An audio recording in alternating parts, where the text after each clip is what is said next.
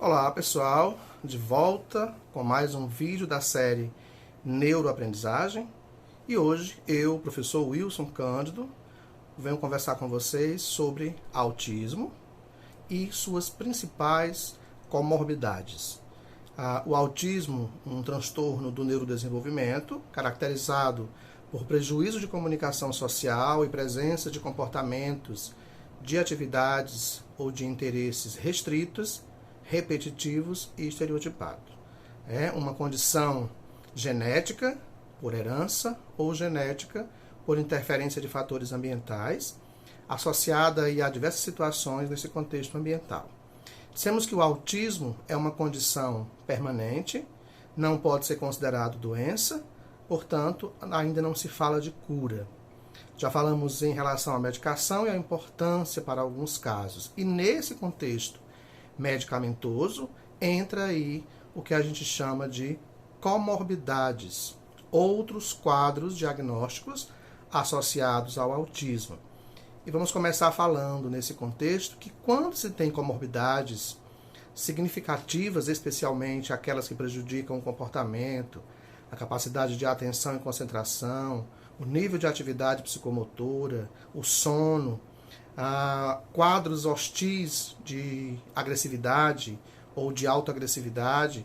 Então, esses quadros eles vão demandar a necessidade de medicação, que já foi discutido em um vídeo anterior, e a importância de se respeitar essa prescrição medicamentosa. Tá? Vamos falar rapidamente de alguns principais transtornos associados ao autismo, dizendo que 90% dos autistas apresentam prejuízos no processo sensorial, nas suas demandas para a recepção sensorial e na forma de processar essas informações que chegam pelas vias sensoriais.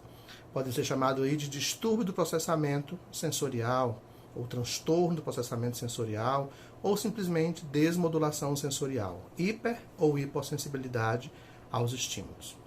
De 75% a 80% dos casos de autismo tem a deficiência intelectual associada. Um prejuízo de ordem acadêmica, mas principalmente associado à idade mental inferior à sua idade cronológica e prejuízos nas capacidades adaptativas. 80% dos casos de autismo tem o distúrbio do sono associado. Insônia calma, que é aquela que a criança acorda e não reclama a presença da família, e a insônia agitada, que é aquela criança que acorda, fica desorganizada, e quanto mais se tenta acalentar, mais ela se desorganiza. São casos aí que precisam de medicamentos para melhorar essa qualidade do sono e que, consequentemente, melhora a qualidade comportamental. De 30% a 80% dos autistas apresentam transtornos de ansiedade associada. Uma dificuldade em saber esperar, uma dificuldade em lidar com eventos que vão acontecer, e aí a importância de se também observar como essa criança funciona para não avisar de alguns acontecimentos muito antecipados, gerando aí ansiedade também. Também demanda a importância de medicamentos. 80%, de 70% a 80% dos autistas têm alguns transtornos motores associados, ou problemas motores associados, estereotipia, tiques, rituais de repetição, fora prejuízos de ordem motora diversos aí que precisam ser analisados caso a caso. 60% dos autistas têm restrição ou seletividade alimentar. E isso é importante trabalhar, porque também está ligado àquele prejuízo de ordem sensorial, que é um trabalho que merece aí a atenção do terapeuta ocupacional que trabalha especificamente com a abordagem chamada integração sensorial. De 34% a 44% dos autistas têm o TDAH associado, transtorno do déficit de atenção com hiperatividade. De novo, a necessidade de medicamentos como Ritalina, Risperidona, que são bem-vindos e melhoram de forma significativa esses quadros. De 18% a 30% dos casos de autismo têm quadros convulsivos, epilepsia associada. Também a necessidade de uma atenção especial para o controle desses quadros convulsivos a partir aí do uso de medicamentos. 24% das pessoas com síndrome de Down têm o autismo associado, e é interessante observar isso porque esses quadros associados à síndrome de Down ficavam no passado fora da estatística do autismo e agora já entram como sendo um possível quadro comórbido. Na adolescência e vida adulta, 20% dos casos de autismo podem desenvolver comportamentos como bipolaridade, né, uma mudança de comportamento ligada à euforia ou a quadros de melancolia. 10% dos quadros de autismo têm algum desconforto ou distúrbio gastrointestinal. De novo, entra aí nas questões de ordem fisiológica, que também vão comprometer o processo alimentar, gerando aí uma certa resistência ou restrição a receber alguns alimentos que podem causar aí algum desconforto, né, nesse sujeito. De 4 a 6% das pessoas com autismo têm síndrome de Guillain-Barré, a famosa síndrome de Tourette associada. Presença de tiques motores, tiques vocais, tiques motores e vocais associados aí. Consequentemente, já tem também uma possível associação com o TDAH, transtorno de ansiedade, já amplia-se aí a quantidade de comorbidade quando se tem quadros como esse. 0,6% dos casos, menos de 1%, podem apresentar esquizofrenia como quadro comórbido. A esquizofrenia é caracterizada por presenças de alucinações, especialmente de ordem auditiva e visual.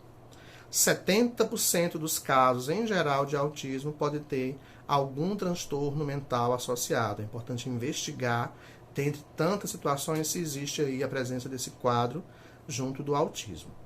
Estima-se em algumas pesquisas que, pelo menos, a presença de 2 ou mais transtornos desses citados podem estar associados aos quadros de autismo. Por isso é importante que se fique atento, é importante que se respeite a prescrição médica em relação à medicalização e que se busque diversas experimentações com essa medicalização para ver a necessidade de ajustes e assim se tenha um sujeito, mesmo com algumas dificuldades, com melhor qualidade no seu dia a dia, tá?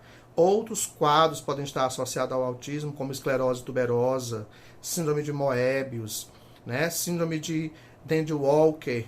Tem várias situações que estão presentes aí no autismo que é importante que a gente possa observar também. Autismo pode vir com outras deficiências também associadas. Temos casos de autismo com deficiência visual, temos casos de autismo com prejuízo auditivo, temos casos de autismo com dificuldades motoras muito acentuadas. Então, não existe um modelo padrão para o autismo. A gente está falando do espectro de autismo, que é uma ampla variedade de tipos para uma mesma condição diagnóstica e que, associado a essa condição diagnóstica, podemos observar algumas situações que merecem atenção especial. Não esqueça, quando a gente fala de autismo, estamos falando de um sujeito com problemas na capacidade de comunicação, já é uma situação característica, mas também um prejuízo que requer outras abordagens de intervenção. Quando eu falo de autismo, eu estou falando de uma pessoa que, quanto maior tiver um prejuízo intelectual, quanto mais significativo for o prejuízo intelectual, mais tendência a comportamentos autolesivos, de automutilação ela pode apresentar. Por isso é importante que a gente minimize as comorbidades para que o quadro principal do autismo seja atenuado, tá? A medicalização é para o que está junto do autismo, até porque já entendemos que não existe remédio para autistas. Existem remédios para o que está associado ao autismo. Se eu trato da comorbidade, se eu melhoro a condição comórbida, eu tenho um sujeito com autismo com menos prejuízos na sua apresentação comportamental, né, e de ordem para o seu desenvolvimento global, ok? Então, entendendo aí que autismo é o diagnóstico principal, mas pode ter aí junto dele algumas situações que merecem a nossa atenção para que a gente possa informar, né, sem mascaramento, sem colocar panos em cima, informar de forma clara ao médico e assim esse profissional médico possa ter um olhar mais amplo sobre esse sujeito e uma prescrição medicamentosa ou indicação para a situação medicamentosa mais funcional. Consequentemente, isso também auxilia nas abordagens psicoeducacionais com as equipes multidisciplinares, tá? Esse foi o nosso vídeo de hoje. Eu espero que mais uma vez estar contribuindo com vocês nesse período. E aí a gente tem em breve novas possibilidades de vídeo. Abraço a todos.